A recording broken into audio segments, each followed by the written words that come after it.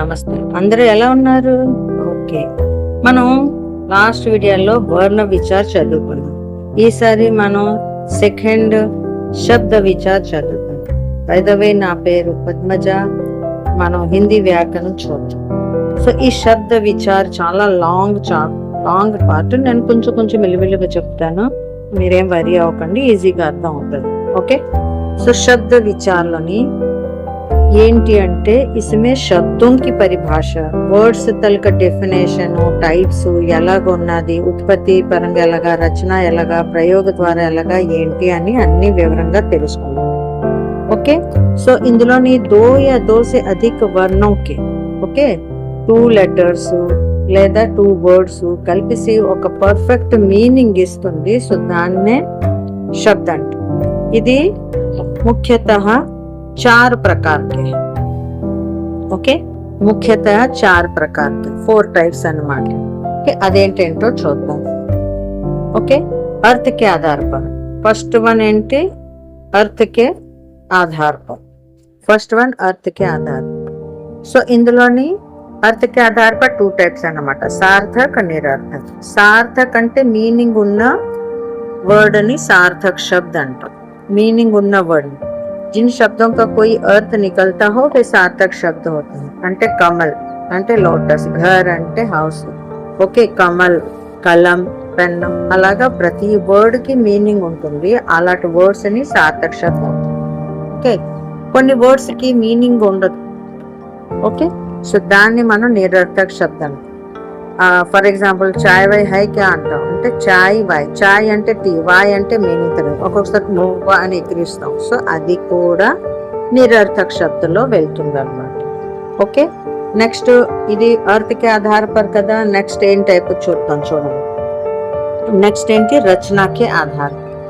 Okay, రచన yeah బనావట్. రచన అంటే ఏంటి? బనావట్. బనావట్ కే Aadhaar per ఇది రూఢ్, యౌగిక్, योग रूढ़. ఈ రూఢ్ ఏంటి? रूढ़ शब्द ఏంటి? కిసి విశేష అర్థ కో ప్రకటన. 2 లెటర్స్ కలిపి ఒక వర్డ్ తయారవుతుంది. ఆ వర్డ్ కి మీనింగ్ ఉంటుంది, కానీ ఆ వర్డ్ ని డివైడ్ చేస్తే టుకడే కర్నే పర్ అంటే దానికి డివైడ్ చేస్తే దానికి ఏ మీనింగ్ ఉండదు, कोई अर्थ ना निकलता है. ऐसे शब्दों को रूढ़ शब्द. ఫర్ ఎగ్జాంపుల్ మన ఘర్ అన్నాం. ఓకే, దీనికి వెరగొట్టా అనుకోండి, ఘా ప్లస్ రా. ఓకే, ఘాకి మీనింగ్ ఉండదు, రాకి మీనింగ్ ఉండదు. సో ఇలాంటి వర్డ్స్ ని మనం రూఢ్ శబ్ద అని అంటాం అన్నమాట. ఓకే, నెక్స్ట్ సెకండ్ వన్ యౌగిక్ శబ్ద. యౌగిక్ శబ్ద ఏంటి అంటే 2 మీనింగ్ ఉన్న వర్డ్స్ ని కలిపితే యౌగిక్ శబ్ద అంటాం. ఫర్ ఎగ్జాంపుల్ విద్యాలయం ఉంది, విద్య ప్లస్ ఆలయ. విద్య అంటే తెలుసును, స్టడీ. ఆలయ అంటే గుడి, అంటే చదువుకున్న గుడి, విద్యాలయ అని అర్థం. అలాగా 2 వర్డ్స్ కి మీనింగ్ ఉంటాయి. అలాంటి వర్డ్ కలిపేసి ఒక వర్డ్ తయారవుతుంది, విద్యాలయ్. ఓకే, సో గృహాలయ్, రసోయి, ఘర్ అంటాం. అలాంటి వర్డ్స్ అన్ని యౌగిక్ శబ్దలో వెళ్తున్నాయి. ఇప్పుడు యోగ రూఢ్ అంటే 1, 2 కలిపేసి యోగ రూఢ్. ఇది ఏంటి అంటే ఈ వర్డ్ కి మీనింగ్ ఉంటుంది, కానీ ఆ వర్డ్ లో కనిపించే మీనింగ్ కాకుండా దీనికి వేరే మీనింగ్ వస్తుంది అన్నమాట. అంటే ఎలాగా అంటే कुछ शब्द ऐसे होते हैं जो एक से अधिक शब्दों के मेल से बनते हैं.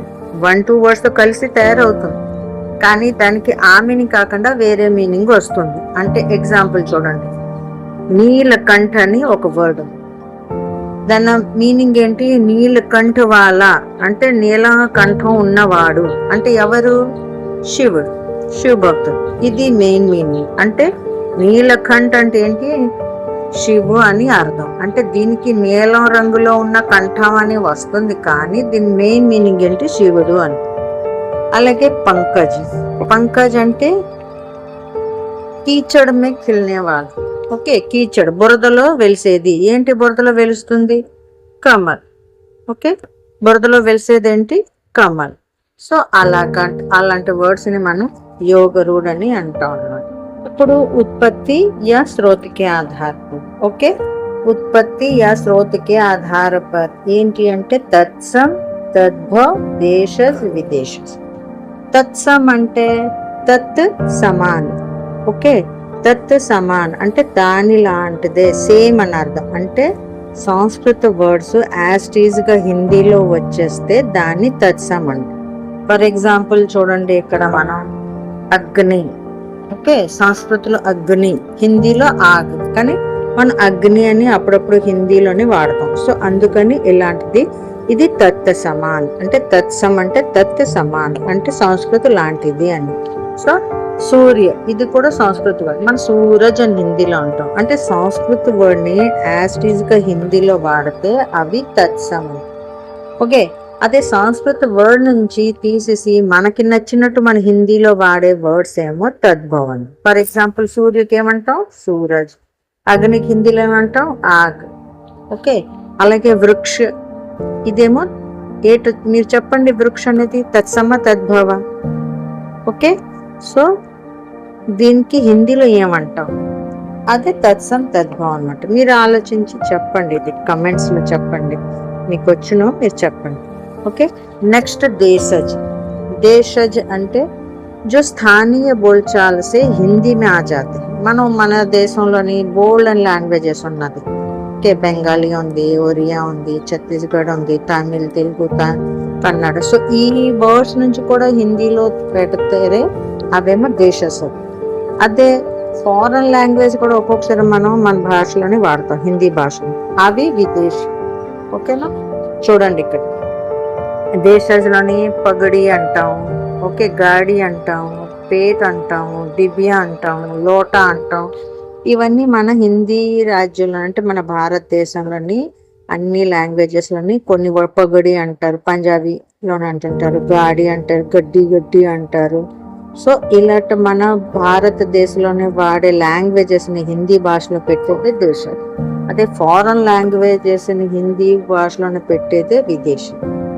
ఈ ఫారెన్ లాంగ్వేజ్ లోని ఫస్ట్ చూడండి అంగ్రేజీ అంటే ఇంగ్లీష్. ఇంగ్లీష్ నుంచి చూడండి కాలేజ్కి వెళ్ళావా అంటాం, కాలేజ్ గే అంటాం హిందీలో. సో ఈ కాలేజ్, పెన్సిల్, రేడియో ఇలాంటి వర్డ్స్ ఇంగ్లీష్ నుంచి వచ్చింది. అంగ్రేజీ అంటే ఇంగ్లీష్. అలాగే ఇంకొకటి ఫారసీ. ఫారసీ నుంచి ఏటేటి వాడుతున్నావు అంటే అనార్ అని, చస్మా అని, జమీందార్ అని, దుకాన్ అని, దర్బార్, నమక్, నమూనా, బీమార్. కొంతమంది ఇవి వర్డ్స్ బైహార్ట్ చేసుకుంటారు. ఒక్కొక్కసారి మనకి ఏం అడుగుతాడు అంటే ఆదమి ये कौन सी भाषा का शब्द है అని అడుగుతాడు. అప్పుడు మనం ఏం చెప్పచ్చు ఫారసీ. సో అందుకని ఇవి మనం ఏదైనా ఎగ్జామ్ కి ప్రిపేర్ అవుతే ఇలాంటి వర్డ్స్ మాత్రం బైహార్ట్ చేసుకోవడం మంచిది.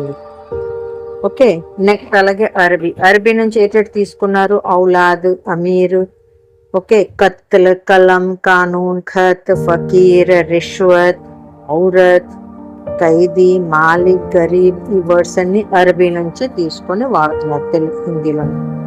తుర్కీ నుంచి ఏంటి అంటే कैंची, చాకు, తోప్, బారూద్, లాష్, దరోగా, బహదూర్ ఇవి.